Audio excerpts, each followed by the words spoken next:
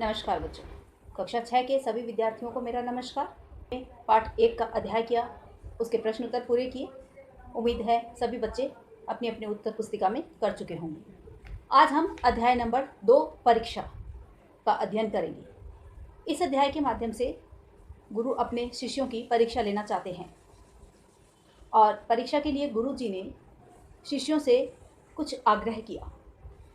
हाँ, अब हमें इसी अध्याय से ये शिक्षा लेनी है कि हमें सही और गलत का अभ्यास करते हुए कार्य करना है। एक समय गुरुजी विद्यालय में अपने छात्रों के सामने अपनी समस्या का समाधान पूछते हुए समस्या सुनाते हैं। उन्होंने बालकों से कहा कि मेरी पुत्री का विवाह कुछ समय बाद मुझे करना है। इसके लिए मुझे कुछ धन की आवश्यकता है। आप सभी छात्र अपने अपने घर से कुछ कुछ धन लेकर आएं और मुझे गुरु दक्षिणा के रूप में दे दें। लेकिन शर्त यह है कि इस धन को लाते हुए ना तो तुम्हें कोई देखे और ना ही उस धन को आप लोग अपने माता पिता से मांग कर लाएं। अर्थात यह धन आप चोरी करके अथवा छिप करके लेकर आएं। कुछ छात्र धनी वर्ग थे। उन्होंने बड़े उत्साह के साथ कहा, गुरुजी, हम अपने माता पिता से कहकर आपकी पुत्री के विवाह के लिए धन अवश्य ले आएंगे। लेकिन गुरुजी की शर्त थी कि आप अपने माता पिता से यह धन नहीं मांगेंगे और ना ही तुम्हें लेते हुए कोई देखे। ये एक गंभीर समस्या थी।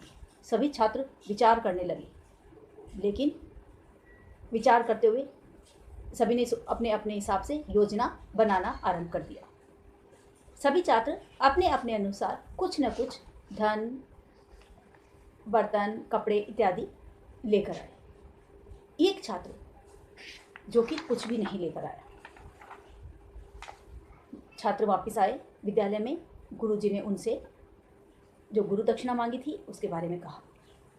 सभी बच्चों ने अपने अपने हिसाब से जो धन लेकर आए वो देना आरंभ किया। एक बालक अलग ही बैठा था, बहुत ही उदास था। गुरुजी ने जब उससे धन लाने के लिए कहा तो बालक बहुत ही उदास हो गया।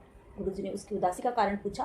बालक कहने लगा, गुरुजी, मैं धन तो अवश्य ले आता, लेकिन मेरी समस्या का कारण यह था कि मैं कभी अकेला था ही नहीं घर में। गुरुजी ने कहा, ऐसा नहीं होता है। कभी तो आपके घर से कोई बाहर होगा, कभी तो कोई किसी कक्ष में आप अकेले होंगे।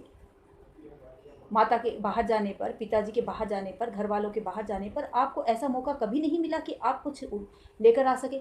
उसने कहा, नहीं गुरुजी, मुझे एक बार भी मौका ऐसा नहीं मिला कि मैं घर से कुछ लेकर आता।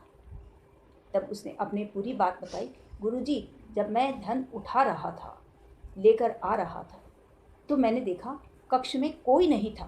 गुरुजी ने कहा, यह अच्छा मौका था, आप इस समय धन उठाकर ला सकते थे मेरे लिए। लेकिन नहीं गुरुजी, मैं जिस कक्ष में था वहाँ पर मुझे देखने वाला मैं स्वयं भी था, इसलिए मैंने धन नहीं उठाया।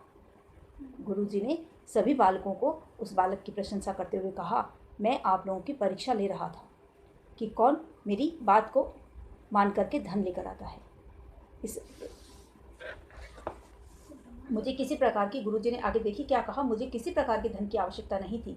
मैं सबकी परीक्षा ले रहा था। तुम परीक्षा की कसौटी पर खरे उतरे हो। मुझे अपने पुत्री के विवाह के लिए धन की नहीं, एक योग्य गुणवान युवक की तलाश थी। वह मुझे मिल गया। मेरा सच्चा धन तो तू ही है। अर्थात हमें इससे शिक्षा ग्रहण करनी चाहिए कि मेरे कहने पर कभी किसी बड़े या गुरुजन के कहने पे भी हमें गलत कार्य नहीं करना चाहिए। गुरुजी उस समय उन बालकों की परीक्षा ले रहे थे। सभी बालक इस बात से शर्मिंदा हुए और उन्होंने आगे का सबक पाठ सीखा कि हमें कभी बड़ों के कहने पर भी गलत कार्य नहीं करना चाहिए। ये थी हमारी एक कथा, पौराणिक कथा थी। इससे हमने क्या सीखा कि हमने गलत कार्य कभी नहीं जीवन में करना चाहिए। विद्यालय और आवासीय विद्यालय में क्या अंतर होता है? गुरुकुल शिक्षा प्रणाली वर्तमान शिक्षा प्रणाली से किस प्रकार भिन्न थी? ये आपके पेज नंबर 18 पर एक क्वेश्चन है। विद्यालय और आवासीय विद्यालय क्या होता है? विद्यालय जहाँ हम विद्या ग्रहण करते हैं वो विद्यालय है। आवासीय विद्यालय जहाँ रहकर हम विद्या ग्रहण करते हैं, अर्थात हम दिन रात वहीं रहकर अपने सारे गृह कार्य और विद्यालय के कार्य करके हम वहीं रहते हैं, वो आवासीय विद्यालय कहलाता है। ये तो हुआ उसका अंतर। गुरुकुल शिक्षा प्रणाली और वर्तमान शिक्षा प्रणाली में किस प्रकार भिन्न है, ये प्रश्न का उत्तर आप स्वयं लिखेंगे। नहीं आने पर मैं आपको इसका उत्तर करवाऊंगी। आज के वीडियो के साथ में मैं केवल एक ही प्रश्न का उत्तर दे रही हूँ, वो आप लोग अपनी उत्तर पुस्तिका में ज़रूर लिखिए। धन्यवाद।